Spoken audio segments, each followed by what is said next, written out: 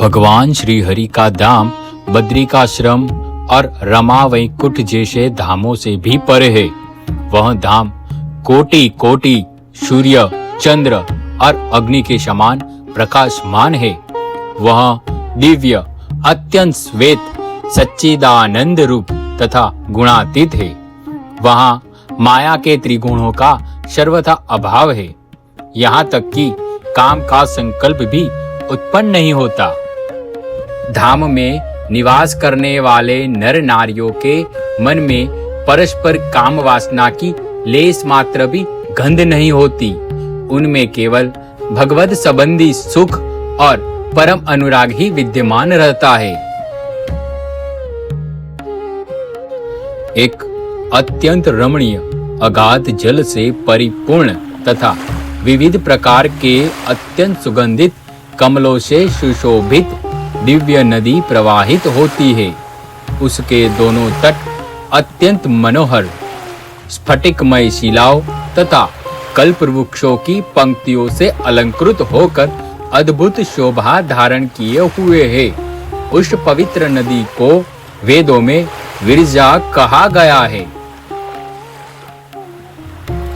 उस नदी के मध्य में एक द्वीप स्थित है, जिसे सत्यद्वीप के नाम से जाना जाता है।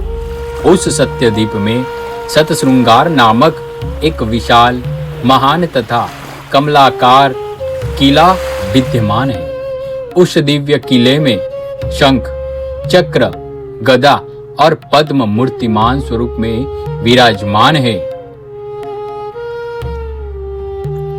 भगवान का धाम अत्यंत रहस्यमय है। उस दिव्य धाम का यथार्थ एवं पूर्ण वर्णन करना वास्तव में असंभव ही है। तथापि हम वेद व्यास द्वारा रचित स्कंद पुराण तथा स्वामीनारायण संप्रदाय के प्रमुख ग्रंथों जैसे कि सत्संगी जीवन और वचनामृत के आधार पर उस परम दिव्य धाम का वर्णन प्रस्तुत कर रहे हैं। अब हम जिस दिव्य धाम की ओर अग्रसर हो रहे हैं उसे परम धाम कहा जाता है। उसी को ब्रह्मपुर, अमृत धाम तथा महावैकुंठ भी कहा गया है और कुछ शास्त्रों में उसे गोलोक के नाम से भी संबोधित किया गया है। उस परम दिव्य धाम में कोटि सूर्य के समान प्रकाशमान, श्वेत और अत्यंत शीतल अनंत तेज सर्वत्र व्याप्त है। उसी सर्वव्यापक दिव्य और चेतन प्रकाश को अक्षर ब्रह्म कहा जाता है, जो समस्त लोकों को धारण करने वाला है। वह परम आनंददायक, अद्वितीय और दिव्य तेज है।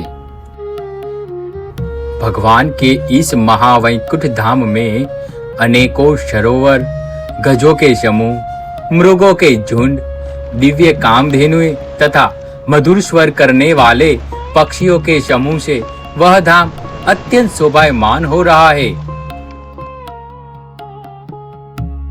विविध प्रकार के रमणीय उपवन, पावन नदियां, निर्मल सरोवर तथा मणिमय पर्वत उस दिव्य धाम की शोभा को और भी अलौकिक एवं मनोहर बना रहे हैं। भगवान के इस गोलोक धाम में अनेक ब्रह्मांड नायक, भव ब्रह्मा आदिक देवता तथा मुक्त आत्माएं सुवर्णमय विमान में आरूढ़ होकर भगवान के दर्शन के लिए जाते हैं। उस गोलोक धाम में धाम के मुक्त अपने हाथों में चंदन आदि विविध पूजन सामग्री लेकर भगवान की पूजा एवं दर्शन के लिए अग्रसर होते हैं। वहाँ नर नारियों के असंख्य मंडलों से धाम के विशाल महामार्गों पर निरंतर अत्यंत विशाल और अद्भुत भीड़ का दृश्य दृष्टिगोचर होता है। यह गोलोक धाम में दिव्य स्वरूप में स्थित नर नारी केवल भगवान से ही परम सुख की प्राप्ति करते हैं और किसी अन्य वस्तु से सुख की इच्छा नहीं रखते। परमात्मा समस्त मुक्त आत्माओं को सर्वकाल में समान रूप से सुख प्रदान करते हैं, अर्थात वहाँ सुख, ऐश्वर्य अथवा सामर्थ्य में किसी प्रकार का तारतम्यता नहीं है। अब हम उस दिव्य मंदिर की ओर जा रहे हैं जो गोलोक के मध्य में स्थित है। उस मंदिर को अक्षरधाम अथवा ब्रह्म महल कहा जाता है।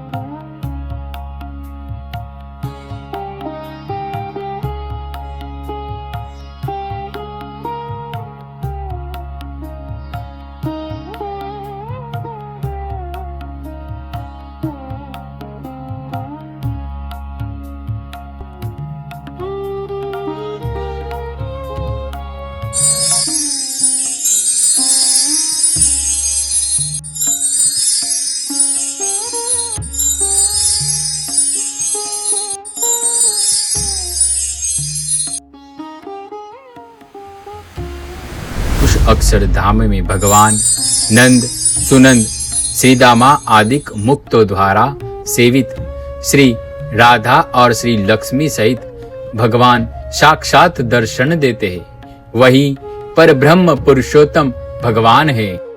वह अक्षरधाम अनंत तक विस्तृत है, जिसका कोई अंत नहीं है। उसमें अनेकों दिव्य महल तथा विशाल महामार्ग स्थित है, जो उसकी अलौकिक महिमा को प्रकट करते हैं।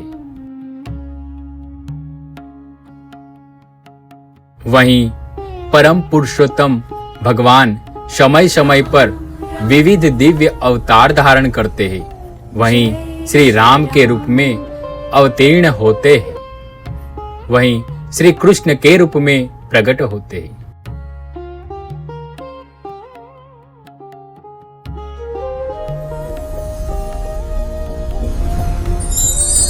वहीं नर नारायण के रूप में,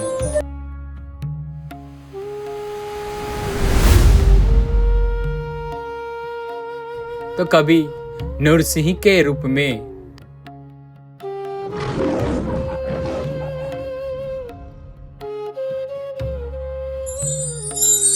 तो कभी वराह के रूप में अवतार ग्रहण करते हैं।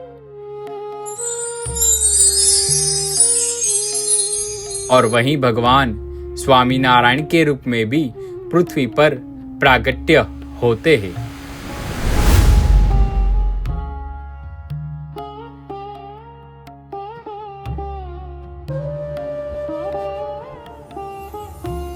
वे कभी चतुर्भुज रूप में, कभी अष्टभुज रूप में तथा कभी सहस्त्रभुज रूप में दर्शन प्रदान करते हैं।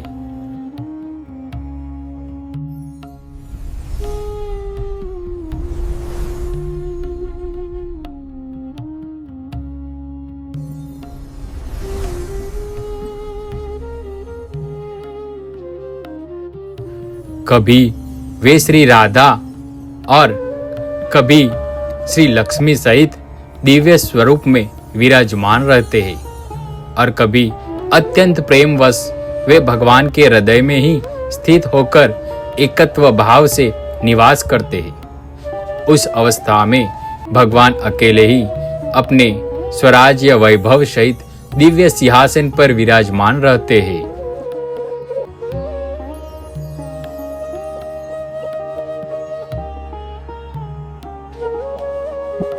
वे अनंत कोटि ब्रह्मांडों के राजाधिराज है, सदा दिव्य किशोर अवस्था में रहते हैं। कोटि कामदेव के समान अत्यंत सुंदर है। वे मधुर स्वर से वेणु वादन करते हैं। वे ही श्री कृष्ण पुरुषोत्तम भगवान हैं, जो वराह आदि समस्त अवतारों के भी धारक है। वहीं परमेश्वर आज अपने समग्र ऐश्वर्य सहित पृथ्वी पर एकांतिक धर्म के प्रवर्तन के उद्देश्य से तथा अपने भक्तों के जीवों के कल्याणार्थ बद्रिकाश्रम धाम से ही स्वयं ही उत्तर कौशल देश में प्रकट होकर सर्वोपरि रूप से विराजमान हुए हैं।